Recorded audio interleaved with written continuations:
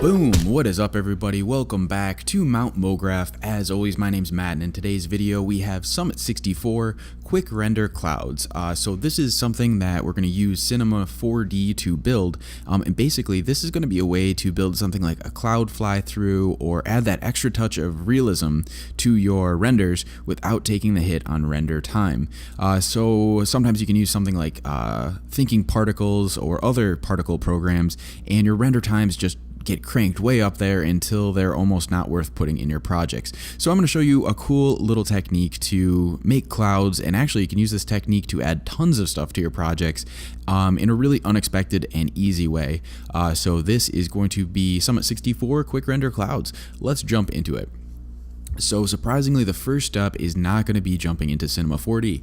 The first step is going to be hitting up our good old friend, the internet. So open up your browser here, and what you're going to do is use, you're actually going to use a cloud PNG to help us build this effect. I'm going to show you the easiest way to set this up. So if you type in Cloud PNG in Google, hit up your images here, go to search tools and change your size to large, because we're going to want to work with really high resolution images. As you can see, you're going to want actually to pick the ones with a black background. That generally means that they have a transparent background or an alpha background, which is going to be the key to this whole little setup we're going to do. So grab whatever you like. I kind of like this one. I'm going to view the image. It's probably going to download really slow. My internet is super fast, and the image is kind of large. Oh, look at that. It actually downloaded properly. So I got that on my desktop, and I may as well grab another one while I'm here. I will just go ahead and view this image as well. It doesn't really matter. So I should, in theory, have two PNGs on my desktop of clouds. So as you can see right here, it's white, and you actually looks like there's nothing there, but that's because we have a transparent white image on it.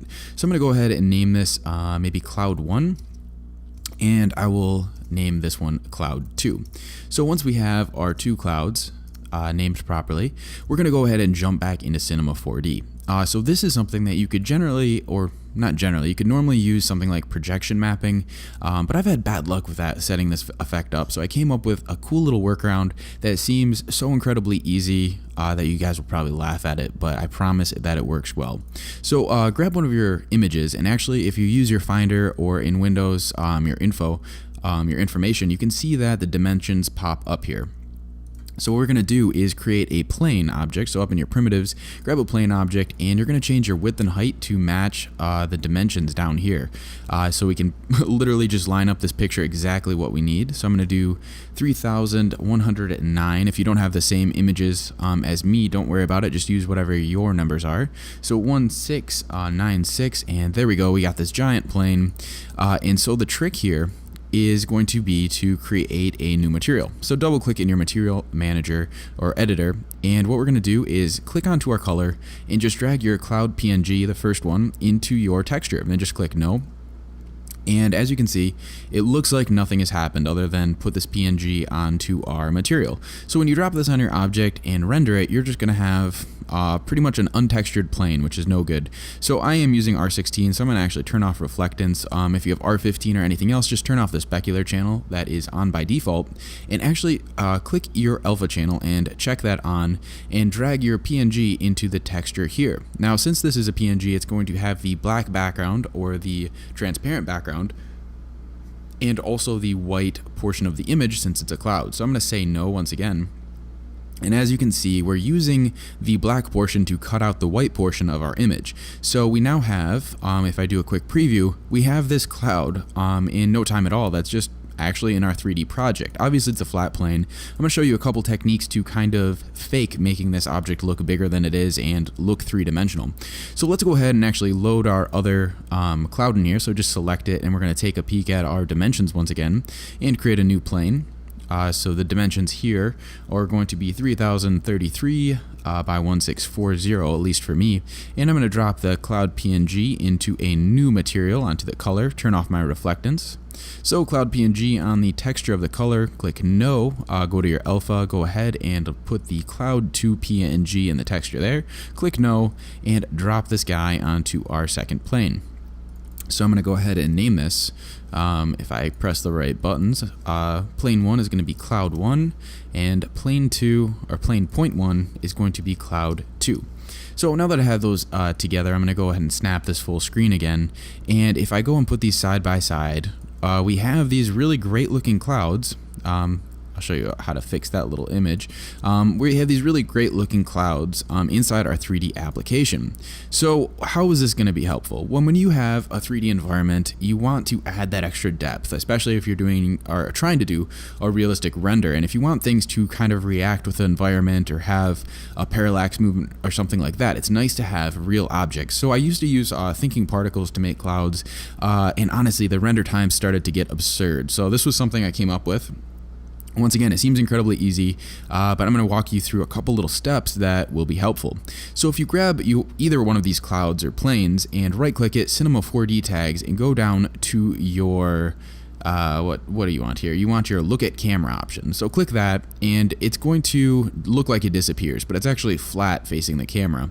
So if you press C on your keyboard, make this object editable, and click your anchor point or enable axis modification tool, or press L on your keyboard and press R for your rotation property. Just hold shift and rotate this 90 degrees and then unclick your axis modification, and that means the object is always going to face the camera. So when you're in a 3D scene, you can kind of fake that dimension because it's always going to be facing the camera, so you're never going to see that it's a totally flat object in theory. Even if you tilt up and stuff, you're always going to have that kind of fake object, or at least it's always going to be facing properly. So that is the first technique. I'm going to go ahead and just delete that look at camera tool and reset this object. Maybe also reset the axis modification on here. There we go.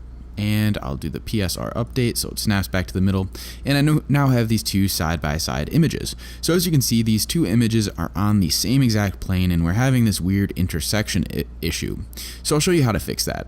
And first, we're going to actually make a better looking cloud. So what you're going to do is just hold command and drag out a couple copies of this cloud and change the Z axis a little bit on them so they're all at different depths. And as you can see, all of a sudden our cloud is starting to look more like a cloud, and it's having all that kind of realistic movement. I'll hold command and drag this one out, maybe rotate this 180 degrees so it looks a little different. I can scale this down, and if you hold shift it'll look proper. And as you can see, all of a sudden we have, once again we're getting that little problem, we're starting to get this really cool and dimensional looking object, this cloud. So what we can do with this cloud object is right click any of these properties and go down to Cinema 4D tags and go down to the vibrate tag, and this is going to actually shake around our object a little bit. If you go and enable the position, you can turn your amplitude up to maybe like 50, 50, and you can keep the Z at 0. And now when I play this scene, we're going to get a little shake on our cloud, or a vibration. I'm actually going to go to display and change it to Garan shading so we can see a little bit better. And let me go and change the frequency to like 0.2, and I'll actually hold command and just paste this onto all of our cloud properties. So each of these vibrate tags, just change the seeds so they vibrate at a different frequency essentially, in different time. And now when I press play, we have this really nice looking cloud. You know, you have that kind of nice movement. So when you take this object and you put it into a null and just call this maybe like root cloud or something, and you right click it and go to Cinema 4D tags and you say look at camera, and then once again press C so it's editable, and press L on your keyboard for your axis modification, or click this little icon and change your rotation so it's actually facing the camera again 90 degrees, and then undo the axis modification by clicking the button. Now you're going to have the scene for you moving around on the scene and also facing the camera. So all of a sudden you have another dimension to this object in a really easy and simple way, and as you can see, it renders really nice.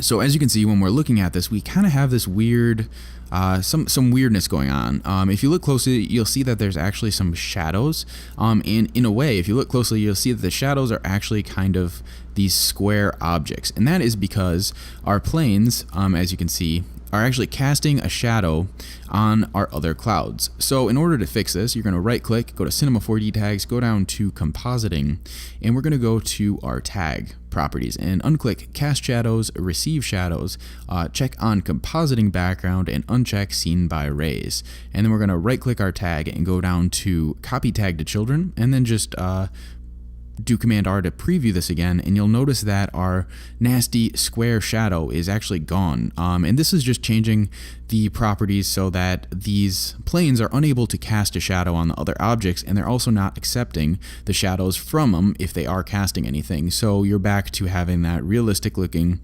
shaking little cloud that I swear looks awesome in 3D renders if you have something realistic. It's that little touch of realism that is really nice to have in a scene.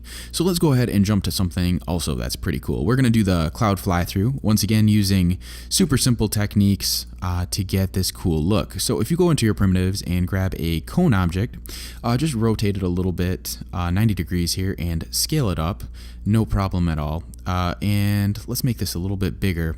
And we're going to go into our cone properties and change our top radius up. So now that we have that, let's go ahead and grab a mograph cloner, and we're going to grab just any of the clouds you want. You can turn off the vibration tag and just drop your cloud into the cloner, and you're going to see that we have a ton of them. I'm going to go ahead and scale the object down a little bit, go into the cloner, and what we're going to do is change the mode to object, and we're going to drop the cone into our object property for our cloner. So it's going to look insane. I'll do a preview render just so you can see how stupid this looks. We have just this horrible mess of cloud planes on our primitive. So first thing, I'm going to hide the cone from our renderer and our picture viewer by holding Option or Alt and double clicking the traffic signals. Go into your cloner, and we're going to change our distribution to volume. So what this does is it puts all the clouds inside of our cone, and then I'm going to actually scale down these clouds a little bit more. So as you can see, we have a ton of these clouds actually sitting inside of our cone. So if I do a preview render, you're going to see that we now are starting to have this kind of this depth. And when we move our camera through it, you're going to see that we're going to have the transparency of alphas. Once we do a couple more tweaks, we're going to have the transparency of our alpha or PNGs playing into this and making it look a little bit more realistic, which will be really, really cool. So I'm going to scale these down just a touch more. And what we're going to do is do something to tweak it. This is normally a problem. Sometimes you get these planes touch each other, and an easy fix for this, if you notice any problems, and what I'm talking about is when these planes, if I can grab them, actually intersect each other, you'll get this weird kind of digital distortion, and by some luck, it looks like I actually didn't get them, which kind of stinks for this example, but it's kind of nice if this was a real project. And in order to fix this, what we're going to do, right click our cloner, and we're going to go down to simulation tags and go down and click rigid body, and we're going to go to our, let's see here, force. We're going to turn our inherit tag on, apply tag to children, so that's saying all the clones are affected by this tag. We're going to go to individual elements and change it to the top level, so only the first children if you had 2 children in there. And then what we're going to do is just toggle forward a little bit in time, so go back to the beginning and just go forward a couple keyframes here. Something like this, and you're going to notice it's starting to fall, but also if any of these objects were touching each other, they'd be pushed apart, so you would fix this overlap problem. Next, we're going to go ahead and just press C on our keyboard to make our cloner editable, and that will also remove our rigid body tag and make all of our clouds a real object, which is nice, and they won't move anymore.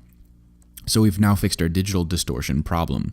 So the next step here is going to be to actually fly our camera through this. So that's pretty easy. We're just going to create a camera object, click into it, and just go to the beginning here. Let's go to maybe somewhere around, I don't know, I'll click back here, and we'll set a keyframe, scroll forward in time, and we're just going to zoom through here. And as you can see, the transparency is kind of coming through. And let's see, we'll just keep going through here a little bit. I might actually just go into my coordinates and zoom forward on my Z property. And right about there, I will just set a keyframe. And now when I go back in time, we're going to see that it plays forward pretty quick, but you're going to notice that we're having a lot of this cool kind of cloud texture coming in here. And when you play this and you set it up a little bit better than I did, you're going to notice that you start to have this really, really cool look. And it looks totally realistic. I spent 2 seconds putting this one together, but when you're doing like a title sequence for a movie perhaps, or really just anything that needs to be epic, like flying down to the world for some animation, this is a really, really cool and practical technique, and it's a lot easier to set up in Cinema than it is in After Effects. So I recommend checking it out. It's a lot of fun. You can also, with the same technique, you can grab images for like projection mapping, or really just anything. I mean, you could cut out a tree in Photoshop or grab a PNG of a tree and put that in the background and use the same look at camera technique to make it look like it's actually in the environment. So anyway, this was the quick render clouds in Cinema 4D today. I know it's kind of an odd video, but I thought it was a fun little technique and I really wanted to share it. So I hope you had some fun with today's video, and I'll catch you later. Peace out and get your learn on.